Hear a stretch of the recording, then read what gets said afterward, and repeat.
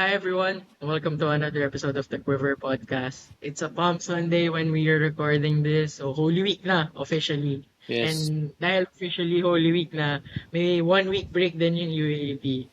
And the Lady Spikers entered this break qualifying for the Final Four.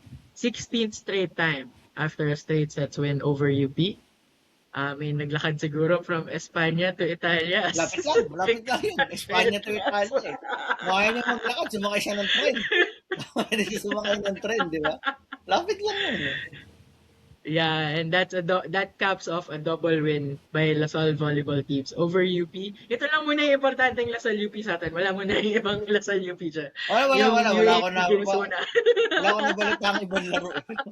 Wala ako nabalitaan ng ibang Oo. laro eh. Kasi nanalo yung Lady Spikers, of course, in the noontime game. Tapos panalo din yung BLS Green Spikers over the UP Fighting Merchants. That meant that they avenged their first round loss, and that Yep. also meant that keep in step with Ateneo, who lost this weekend to NU in the men's volleyball. Actually, it's a women's volleyball. Tala din natin is NU, but meaning to say na tabla ang Lasal and Ateneo for that uh, final four spot. So the final four spot, the fourth place as it stands. Entering this break, and with Lasal and Ateneo still to face, medyo kabang-abang how that game will pan out. Could be a decider who gets to that final or first spot. So I am Brian, joined today by Vic. Say hi, Vic, to everyone watching, listening to the show. Hello. Hello. Ayan, so let's not beat around the bush and go straight to the DLS Lady Yep. Spikers. Grabe yung yung switch talaga, like what Vic said in our pre-prod when we talked first before we hit the record button. Kasi let's point this out. In the first and the last set of this match, LaSalle and UP were at some point neck and neck. Parang I think in the first set, LaSalle was 16-12 ahead. I mean, hindi siya ganun kadikit, pero the way the set ended 25-15 kind of suggests that LaSalle just finished that set wonderfully. Parang reminiscent of how they finished off some sets against Adamson in USD. And the third set as well, I think there was a time na tabla at 17 all. And it looked at one point na, I mean, who knows, diba? Especially in the game of volleyball, that UP could have sniffed out a set there and forced a fourth. But grabe yung response ng ladies in these situations. Vic, what do you make of that kind of game? Again, I mean, kind of getting used to, but each game is a different one. So what did you see from this UP game? Ako, pinaka important takeaway ko for this match is yung offense. We had I think for yung attack efficiency natin and attack success compared to UP's. It's like paano ba sabihin to? Parang si UP parang Allen Iverson eh. Parang they score but they need it took them a lot of attempts to get attack success against us.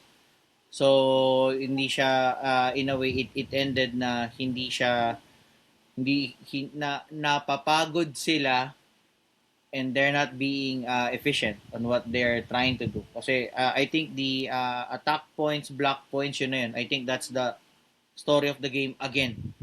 Kaya I think that's nung last match natin, I think that's the same story din eh. Attack points and block points really carried us through the match. Attack points we had 46, UP only had 30. And attack efficiency ni UP is only 18% compared to 47% natin. So that alone will tell you yung I think that really spelled the game for UP. Yung kasi when we say for those watching, may attack success, attack efficiency. So when you factor in the attack errors, kaya yung attack efficiency mo bumababa kasi fina-factor in na dun yung errors eh. I mean yung attack success is just kung ano yung success mo over the number of attacks that you had. So I think that's the sobrang massive gap nung attack points, attack success and attack efficiency. And we also dominated again yung trademark net defense natin. So, kumbaga, to sum it all up, for me, that there's nothing new. For us, from my perspective, there's nothing new sa ingredients for us to win this match. Attack efficiency, net defense. Yung five scorers natin, all delivered. Chev Angel, Amy, Shane, and Lilay, lahat nag-deliver. That's why Ishana got the POG for this match. Siya yung naging POG, distributing all the scores to our five key scorers. So yun yung tatlong those are the three main ingredients for us to win matches. Yun lang naman, attack, net, and five guys that were scoring. So yun, kaya nothing new. We just showed our quality. Pinakita lang natin yung gaano kataas yung quality ng team compared to UP. Yeah, good points you mentioned there. And I want to just add another layer to the attack efficiency.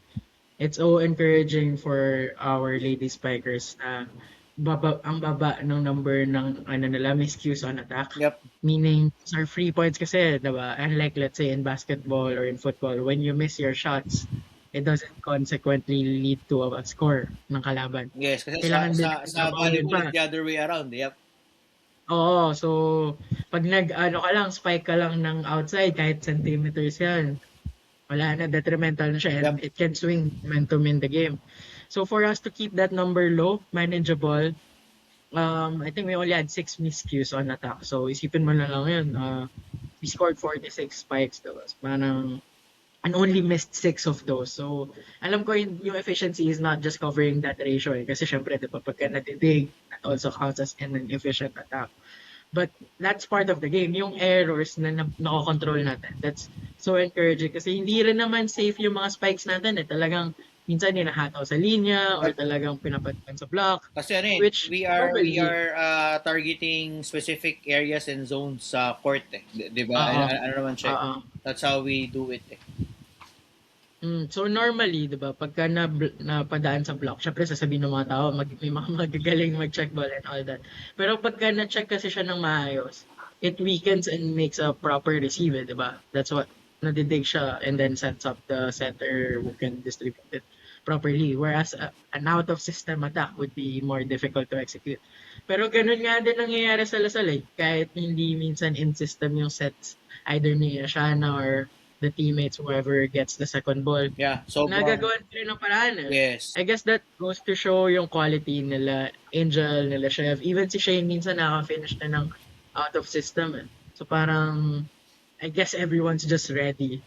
Whether syempre, preferably in system. But if it's out of system, parang as much as possible, hahanapan ng paraan na tipong I don't see a lot of free balls coming from us. Meron pa rin from time to time, but it's not something na parang they will give up. Parang tingin ko basta nakaangat yung second ball, whether it came from Eshano or someone else, they like to have a swing at it. And yeah, kasama yun sa mga tinatrabaho sa Razon na syempre, di ba? Di ba sabi Hindi nga naman ni napapanood ng mga tao. when we had Mika Esperanza last season for us guesting, walang bad receive.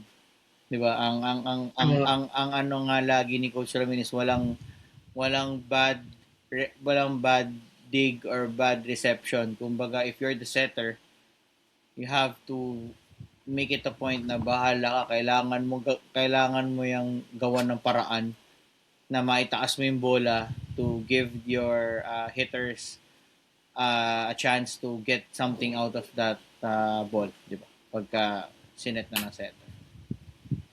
Yeah, buti pinaalala mo si Mika Esperanza. Not only because we'll take this time to already thank our friends from Ibarra, Manila. Sakto. Either watches. Lalo sa DLSA office. Because when you buy the Trofeo Green and the Quiver Dial, you'll help fund LaSalle Scholars through the DLSA Athletics Scholarship Fund. Pero hindi lang kasi dahil doon ko na pinasalamatan na binanggit na si Mika. Of course, I think Mika Esperanza had a stellar debut in the UAP. And ito na nga si Ashana Nunags close to emulating that, already been in an integral part of the lineup.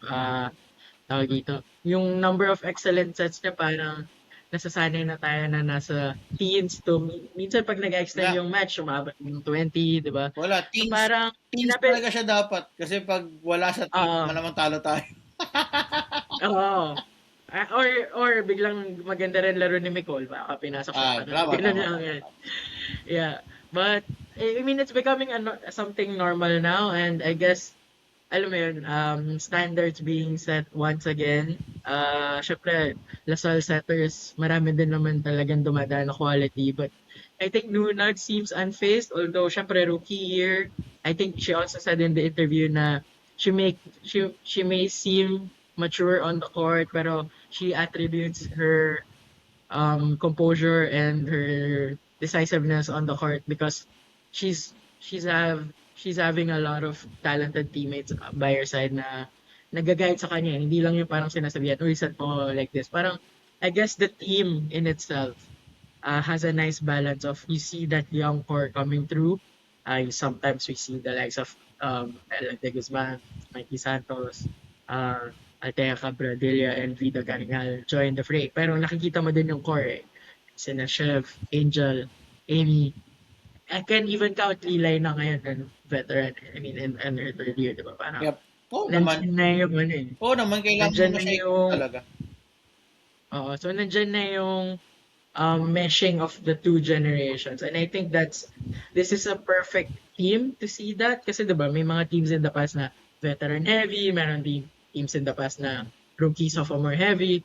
But I guess now is a good time for Coach Noel to see na perfect yung ano eh, pag-mix ng veterans and rookies mo. And it doesn't mean na puro veterans lang yung nasa floor, hindi na magde-deliver yung mga bago. Kasi nakikita naman natin, di ba, pag nawawala sila Chev or nawawala sila Lilay, handa eh. So parang tingin ko talaga, um, I guess, Ashano being integrated into that, parang siya yung bridge na agad eh, kahit rookie year niya.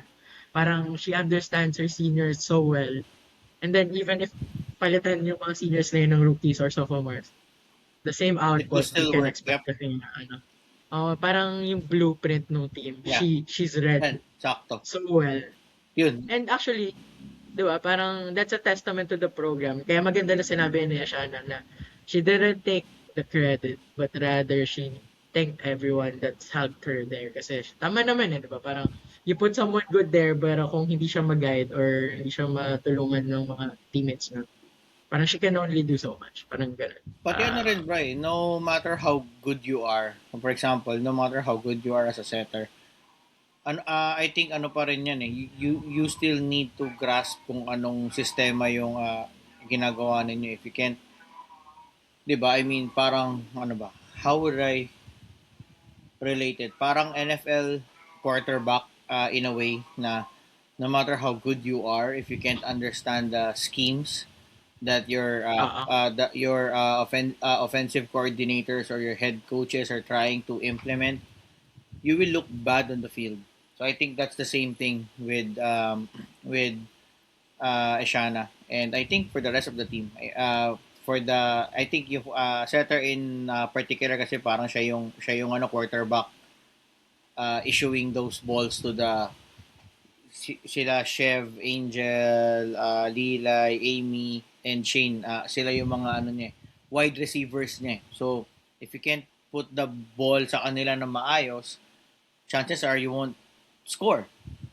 You won't get something out of it. So, it's really a 50-50 affair na yes, you're good, but at the same time, you need to better grasp the system, no, para mas maging effective ka, whether it be asking Coach Ramin or whether asking the sila Coach Noel, the assistant, so to guide and help and show kung ano ba yung dapat niyang gawin as a setter for us.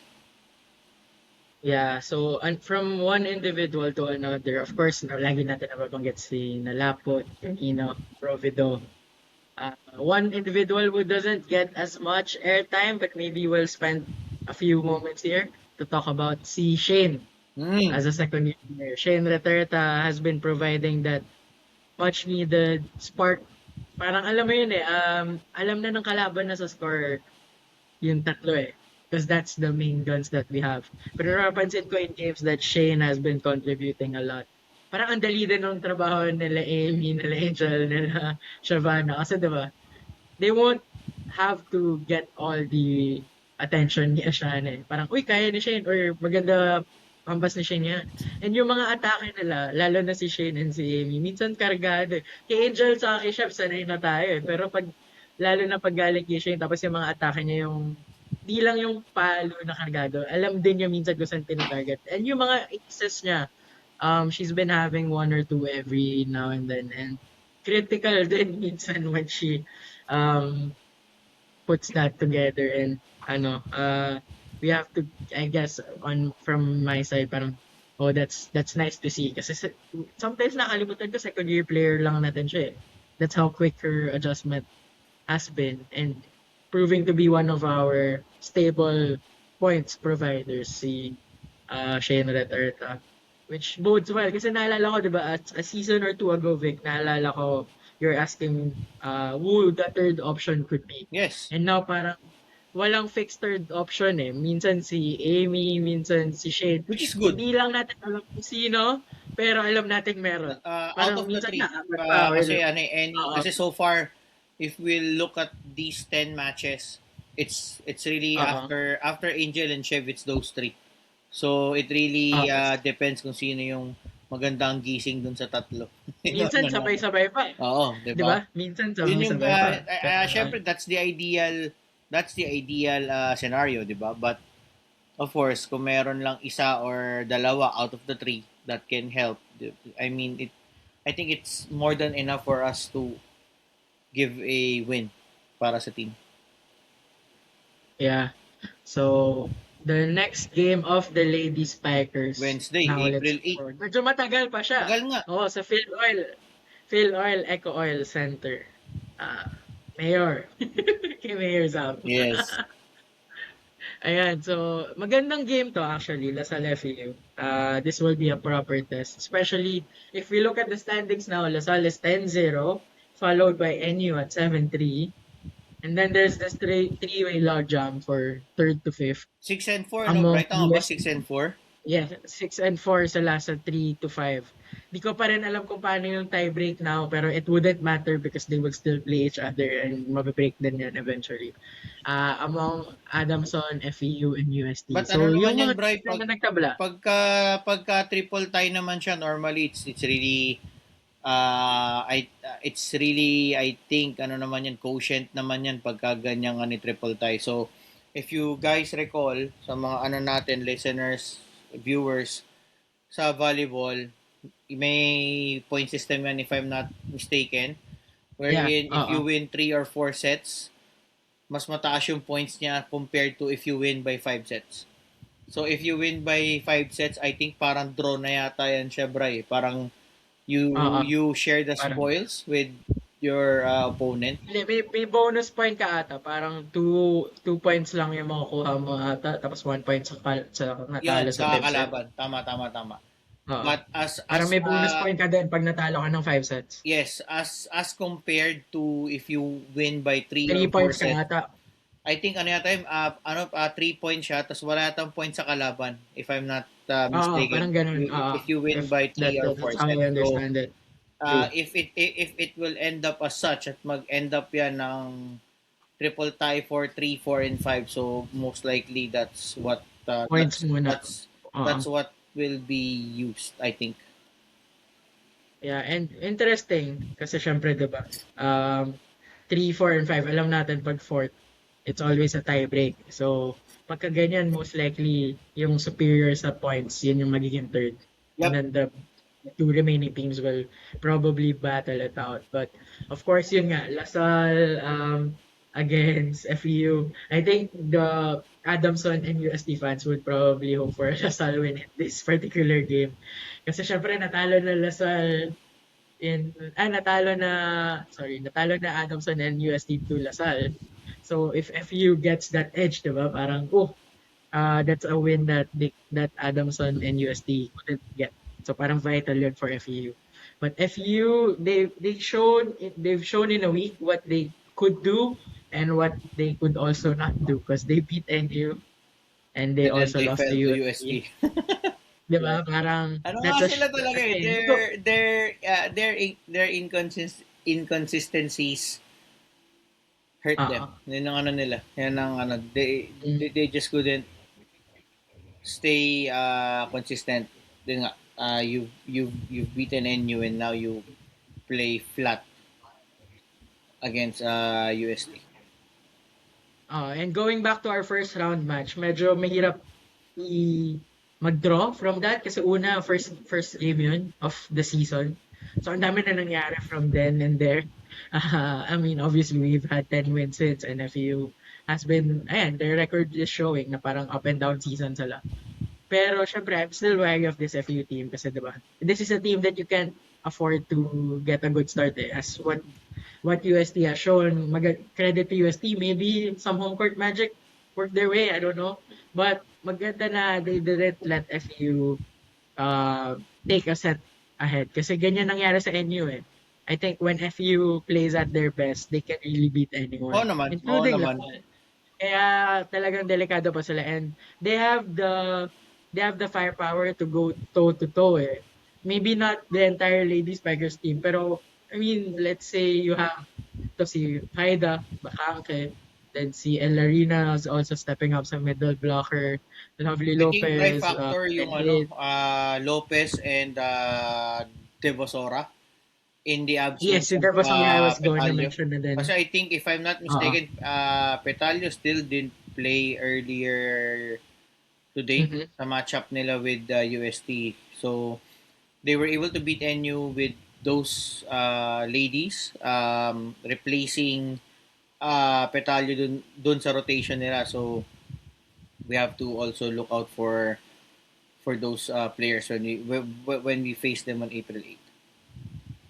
Yeah, especially now na we could say that syempre Lasal has bigger ambitions and qualifying for the Final Four is just a normalcy right now. Parang magugulat tayo pag hindi Final Four Lasal. But of course, we're also worried that a team like FU still has eyes on that number two spot, diba? Which could be precious. Step ladder or not, kasi we still don't know, and we don't want to list that as a step ladder for now. It's still possible. That's what we're going to say. So, yeah, interesting battle. And ito na, Vic, siguro one question that can apply to both the women and the men. Nabanggit din natin to during basketball season. Um, there will be this a week and a half break. And Coach Ramil alluded to this period being a well-planned period, a well-planned window. There will be some rests, and there will be some training sessions along the way. Angel kanina also came out and say that this could be a period of active rest on those days na hindi sila magta-train. I think Thursday, Friday, Saturday of the Holy Week, they will not be in resort, but Easter Sunday they will resume. So Monday would be rest as according to Coach Romel. Then Tuesday, Wednesday training.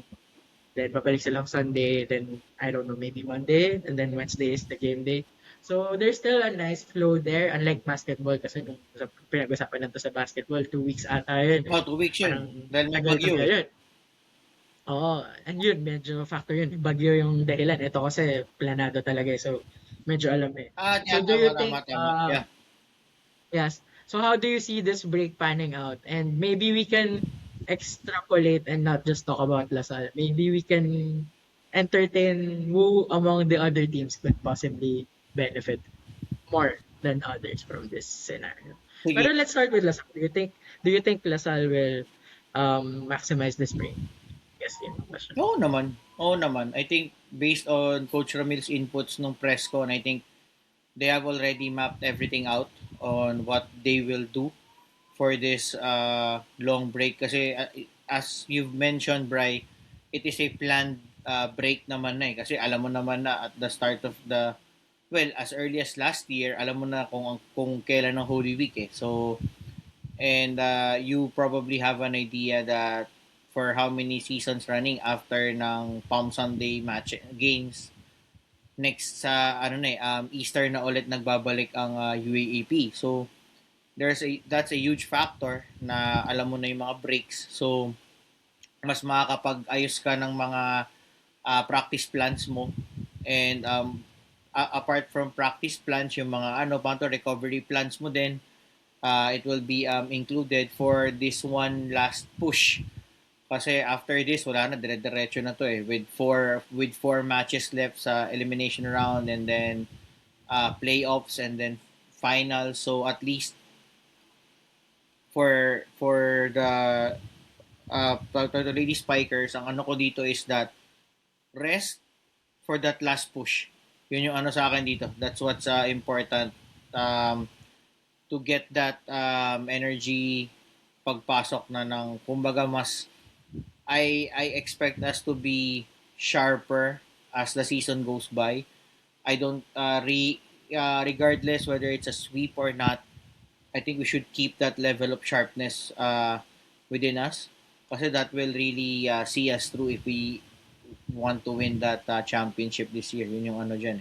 That level of sharpness and focus. And I'm not sure if there will be planned tune-up matches with the PVL clubs during this window ng 1.5 week break for the team.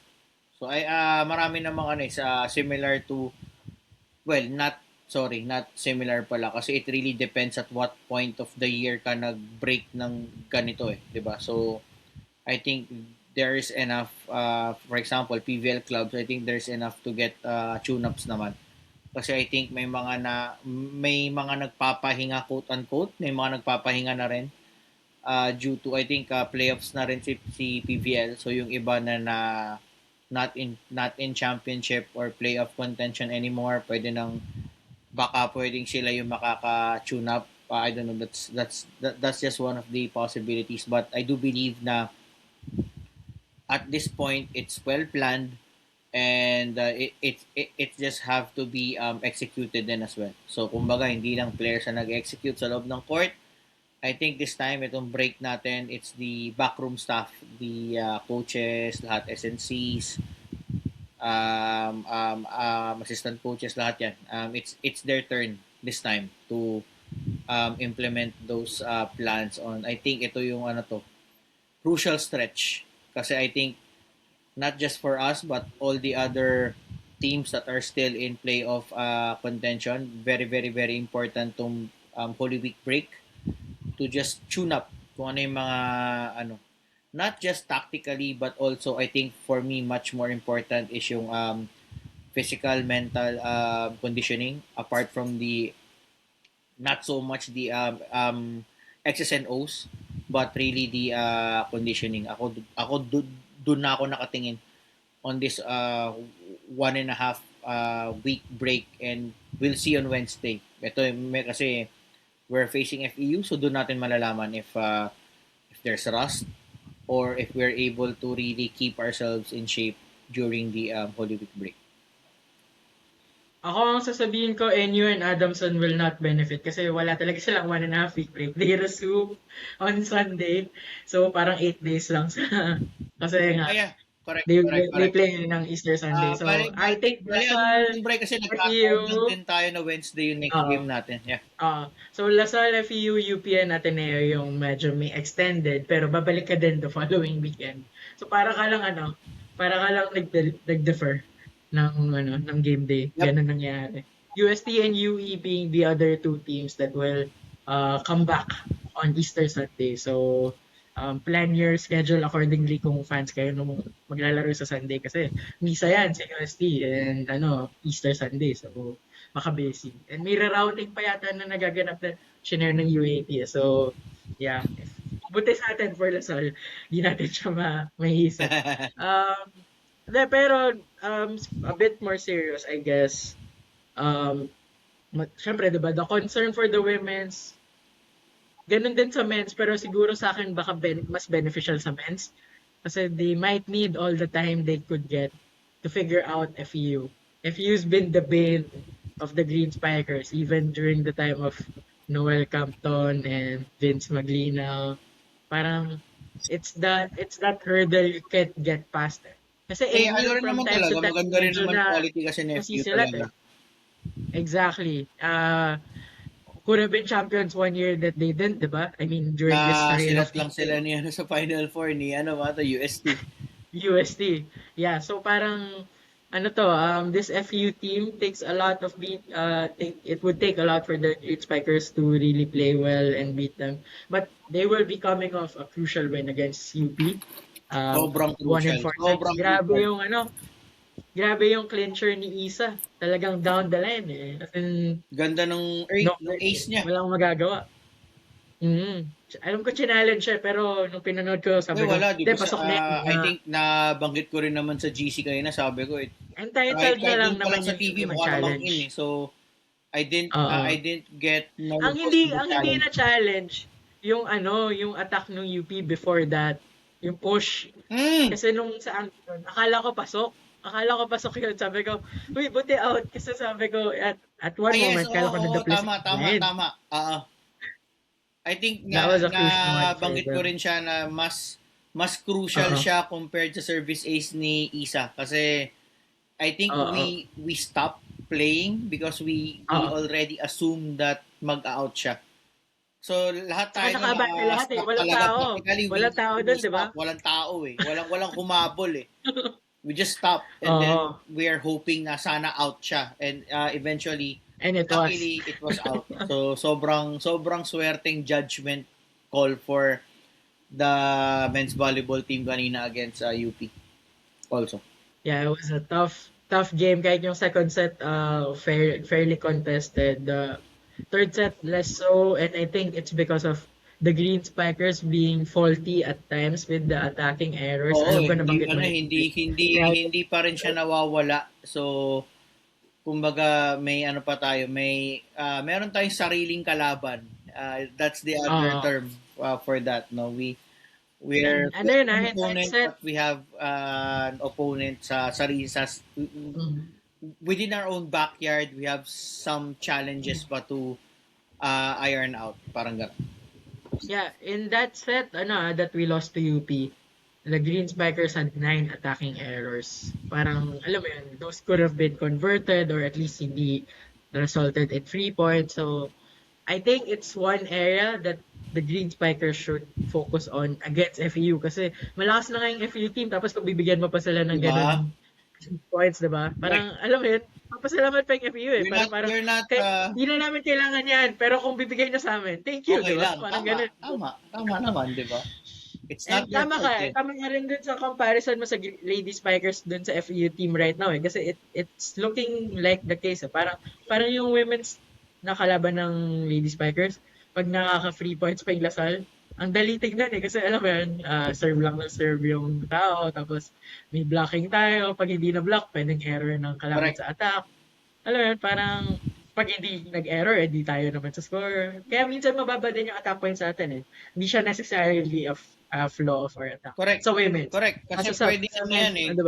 Kasi if we can, similar to set 3, tama ba? Set 3 against UST. We just only had 8 or 9 attack points. 9. We had 9. But we had so much dun sa errors ni UST, di ba? So, parang, naman siya? bakit pa tayo It's not really may error a barometer. I mean, syempre, pag nanonood ka, parang gusto mo, glamorously, mas maraming attacks. Pero kung hindi naaabot dun sa attacks nung mag-error ng kalaban, what can you do, di ba? Parang, you can only do so much, I guess. And, yeah, multi-dimensional. Siguro for the Green Spikers, facing this FU team, what I would like them to think is that, aside from the preparation that they would have, siguro just draw on that nothing to lose mindset. Kasi, syempre, it's easier said than done. Kasi nga, pressure situation yan. You're competing against Ateneo for that Final Four spot. Pero kung you're facing an FU team that maybe some volleyball fans have already listed that as an FU win, what they can do is just show up, play their best volleyball, and if that gets them the win, edi perfect. Parang I think perfect attitude dito is how they played the NU game. Kasi even maybe some Green Spiker fans had doubts about them winning that. But when they did, diba, that felt so rewarding. And yun, siguro that's the best way for me. Yun yung best way for them to perhaps get over this FU hump. Ikaw, Vic, ano sa tingin mong parang additional doon sa sinabi ko na could spell the difference between winning and losing? Ako dun pa rin sa attacking errors kasi I think that has been our what do you call this Waterloo the whole season. So I think we can't that's all I can say din eh. We can't give any free points to FEU kasi magaling na nga sila eh. Tapos tutulungan mo pa with your own errors. So if we can minimize or keep it really really clean kung maiiwasan talaga, I think it will be huge for us to beat FEU on Wednesday for the Green Spikers. Yeah, kayang-kaya, parang pinapakita nila na kaya eh. May ibubuga eh. Kaso hindi pa calibrated, hindi Yes, pa yun yung fine-tuned, di ba?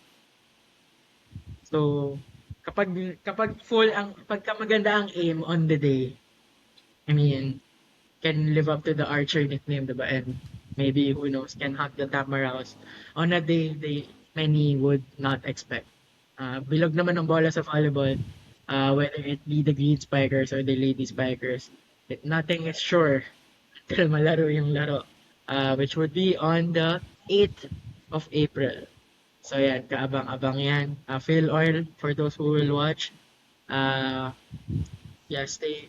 I think it's the back to normal schedule na siya. Hindi na siya yung separate tickets eh. It's gonna be women's na on that day. So, second game, yung Lasal FU matchups. The first of those would be UP Ateneo. So, yan, plan your trip accordingly. Uh, oh, sorry, di na pala siya sa PhilOil. Ang PhilOil pala yung 11. So, sa MOA pala to. So, baka may magla-lunch break dito sa yun, lunch River break. Planet. Lunch Joke break, lang. lunch break. Woo! Lunch break sa Okay, MOA. ulitin ko lang. Lunch break sa Kasi una ko MOA. nakita PhilOil eh, pero Anong oras MOA ulit Arena game yan? pala. Anong oras Ayan. ulit? Alas 3, no? Bale, 11 o'clock. 11 o'clock yung, Ay, men's. tapos 3 o'clock yung women's. Yan. 11 and 3. Pero minsan hindi naman nasusunod yung oras na yan eh. So, let's see how the day unfolds. So, yan ang schedule. MOA Arena, second game of both men's and women's for the DLSU FEU matchups. Final notes before we end the show. Of course, we'll probably have time to discuss this on Easter. May ongoing tournament yung Green Archers. Hindi pa kasi tapos eh. So we will not spend a lot of time on that just yet. But currently, as of recording, 2-1 win-loss record, aiming to go to the finals if they beat Adamson. Adamson, which is currently 1 and 2 as we are recording. Pag na-record to, pag napanood nyo to, baka alam na yun yung resulta. Huwag nyo kami spoil. Joke lang, malamang alam na din namin yung result. Pati Ayan, ano ano rin yung to, comment? I Ano think, thoughts? side note, if we beat Adamson, ang finals din ito gabi. So practically Oo same nga. same feels just like what we Ah, had nung Saturday wherein we had to play at 9 in the morning and then we had to play again at 7 in the at evening. So same 7. same Yes. pakiramdam. So ayun, yun yung ano niya. Yeah, sa Agusan yan. So kung suddenly nasa Agusan yung kayo nanonood, pwede na kayo pumunta sa Loreto. Yan. Ah, why Loretto. not? Why not? Diba? Wala kami sa Loreto eh. So, you watch it for us. The joke lang. And other results, Zabel lost in the football semifinals Yeah. against the defending champions UST. Tough 2-1. loss. Yep, 2-1. Yep. I watched it live last night sa UP. So tough loss, but still it was a good run for them. Yeah, good This season. season. And as long as if Southridge couldn't push FEU out, then the Zubel Booters will finish third. Yep. So that remains to be seen. And of course, to happier news, LaSalle beating Adamson in extra innings. 13 runs to 12, no, Vic? Yep. After 11. After 11, pinag-usapan lang din namin ni Vic bago kami mag-record kung paano nanalo yung Lasal. And that seals their fate as one of the top two Yep. seeds, which is Which the important in twice to baseball beat kasi advantage. twice to beat eh. Oh, which is big kasi it could set up another rematch with NU sa baseball diamond. Well, of course, di pa natin nililista yun. But they're putting themselves in the best position possible with that win against Adamson. Kasi kung nanalo yung Adamson doon, Adamson could still have the window to force at least a playoff for number 2. And that would have been trickier. Oo naman. So, good job. Good job, baseball team. And yeah, they still have one match to go, which is on the Easter against NU. Ayan, balak namin ni Vic manood. So, if you guys are there, let's support our team. Yes. So Kaso watch ano siya, baseball. third game. Okay. So, kung manonood Oo, kayo, baka magdala kayo ng sana may ilaw pa. magdala kayo ng floodlight sa flashlight para wala nang ano. Yung Akari. Yung Akari. Akari, nakita baka tayo. naman. Akari, baka naman, 'di ba? So, yun lang. So, para wala na tayong cancel due to darkness. Ibang klase, no? Ibang klase yung cancel due to darkness. O, di ba? Pang ano siya, pang 1800s baseball. Ano no? Parang Yung mga MLB tipong cancel. Panahon ni Babe Ruth. Mga ganun eh. Sakto meron siya pangalan dun sa wall sa Oo, Rizal. may pangalan niya sa wall sa Rizal Memorial Baseball Stadium. So, Sila yata ni Hank Aaron meron dun. saka si Lou Gehrig. Yan, di ba? Yeah, old times. Di na namin inabutan ni Vic, sadly. yung tatay ko na baka nabutan ng tatay ko. Ayan, so more Lasal action, of course, to come. Our next episode will be around Easter. Of course, we'll probably talk about that baseball game. Maybe talk about the Green Archers. Who knows? Malay mo, may sumali sa aming Green Archer. We can't promise, but it's possible, diba? So, thanks guys for joining us on this latest episode of the Burger Podcast. Like our social media channels. Enjoy the Holy Week break. Spotify. Yes, yan, reflect Holy Week. Sa mga students dito, kung may nakikinig mga students sa amin, enjoy the break. Sa mga employees from Thursday, also enjoy the break.